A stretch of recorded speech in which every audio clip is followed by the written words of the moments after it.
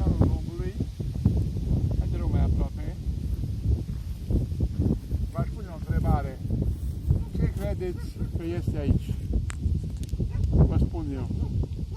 Este lina tunsă de la oi. Uitați-vă ce a ajuns lina tunsă de la oi. Filmează, te rog, te poți. Grămezi de lină.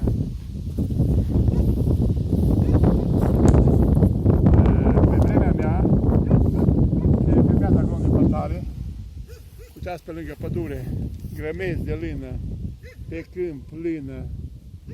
Deci nu o mai cumpără nimeni. Mare, mare păcat. Pe vremea mea, mai filmează aici. Lina era aur.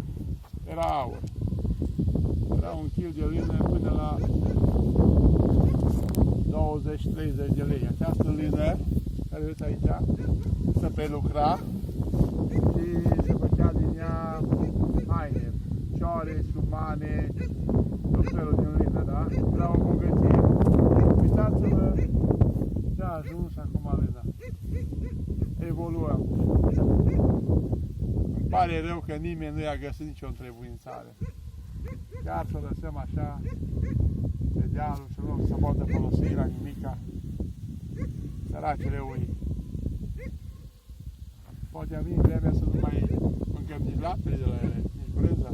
Atunci cine să mai țină oile? Poate o inventa ceva sintetic, știu eu. Sau din aer sau din apă.